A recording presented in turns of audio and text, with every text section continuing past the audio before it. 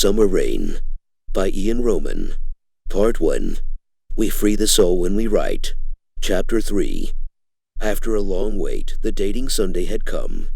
She had previously talked to a friend to stay overnight at her place, as she lived about 15 miles away from the city. None of us had a car at that time, and if I had one, I wasn't a skilled driver. We had agreed to meet at 4 p.m. at the cathedral's bus station, where the bus would drop her off. I knew the cathedral very well. I see it daily through the window from my home. With that gigantic clock, it had become a habit to check the time on it. It was almost 4 p.m., and my excitement was growing. I had got ready, went to Mrs. Margaret's, buying her a red rose, and then headed to the cathedral to wait for her at the bus station. The cathedral clock had struck 4 p.m. for a while, and no bus was approaching. Anyway, I expected her to be late, considering the traffic. I didn't know exactly from which direction the bus should come, so I constantly looked in both directions. At one point, she called me.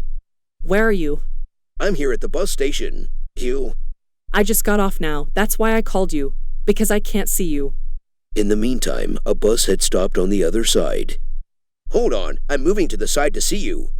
I was going to see who was getting off the bus on the other side. All right. 2 ladies got off, and the bus drove away. Seriously, Alexandra, I can't see you. I was getting a bit irritated already, thinking she was playing with me. I'm right in front of the cathedral. The cathedral was behind me. I turned around to face the cathedral. Was only one lady there, looking puzzled at me, not understanding what I was searching for. I thought Alexandra was making fun of me. For a few years now, another cathedral was being built in the center of our city.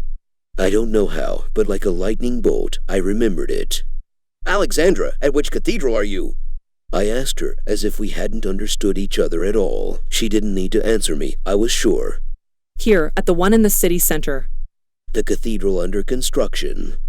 I burst into laughter. I couldn't contain myself. She didn't understand what was funny. I waited for you in front of the cathedral in the park. We both started laughing. Our first date had started not really well. We chose a route and met halfway. When we stood face to face, we looked into each other's eyes and started laughing because of our misunderstanding. Never mind. I didn't specify which cathedral either. Maybe I forgot about the one near the park. Just like I forgot about the one in the city center. You are so beautiful. Looking into her brown eyes, I handed her the rose. Joy was clearly visible on her face. Thank you. You're taller now. She was surprised. Back then, she was wearing sandals and had lost a little height. Don't worry, you're not short either. I had to bring a smile back to her face. Really? Yes. Okay, I believe you. Since I invited you, today we're going where I want. Sure, no problem. Pay attention. When I was coming, I saw from the bus that there's a nice movie playing at the cinema. Let's go see a movie first. She was very excited about her idea. Okay, what movie? It's a surprise. You'll like it. We headed to Movie World, the only cinema in town at the time. Can you guess which movie we were going to watch? X-Men. I don't remember exactly which one, but it was an X-Men movie, and she called me a kid. Well, to be honest, I've always liked superhero movies. I still do. We bought popcorn, soda, and headed to our seats. With any woman, I'm shy in the beginning, and that's how I was back then, full of emotions. I could barely control myself. I noticed her looking at me. She wasn't even interested in the movie. I took her hand without looking at her and immediately felt her head leaning on my shoulder. That's when she seemed relaxed and could watch the movie. We kept glancing at each other. She was sending me messages with her eyes. Kiss me, you fool. I didn't dare. After the film, I asked her what plans we had for the rest of the day, as there was still plenty of time. I want something sweet. Shall we go to eat a cake? Yes. After all, it's your day. We'll do as you wish.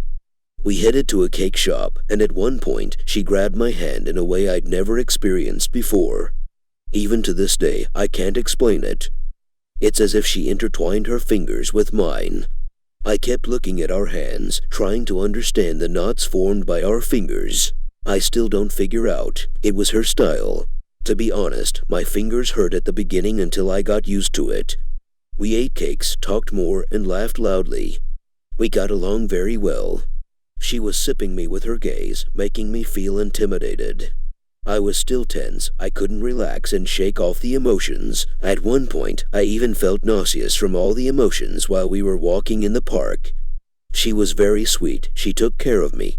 But then she had a good laugh at my expense for the rest of the evening. She was walking so slowly, not wanting us to arrive too early to her friend's place where she was going to sleep and part with me so quickly. When we arrived, we chatted a bit in front of the block flat's entrance. You seem a little ruffian to me. She looked at me as if she was sending the rest of the words with her gaze. I started laughing. Why would I seem like a ruffian? Hanging out with the guys all day, checking out girls. Wait, those girls come to your kiosk too. Bravo, you've got a few of them. They're just friends.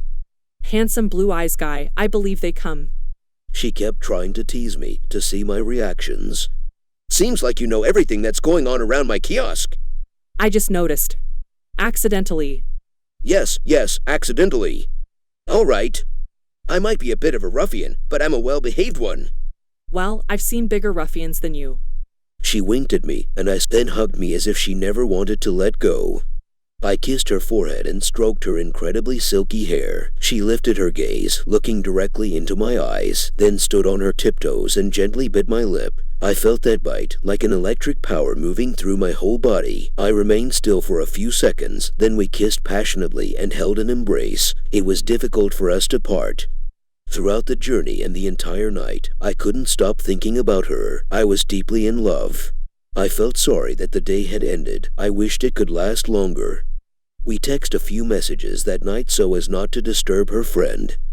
The next day, I eagerly awaited the appearance of my peculiar girl. When she arrived, my heart seemed to explode. I watched her graceful steps, and she glanced at me casually. We were both aware that it wasn't good for anyone to find out about us. At work, we would only exchange glances, and in the evening, we would talk for hours on end, me on my balcony, she on hers. We both gazed at the sky that united us and let ourselves be carried away by the magic sprinkled with stardust. That's how close we felt. We had plans to go out the following Sunday as well. I was so impatient and counted the days. It felt like I was on pins and needles. Among other things, she had asked me not to bring her flowers anymore. She was tired of them. I believed her. After all, she spent all the time between flowers. Next chapter is coming soon. Thanks for your attention.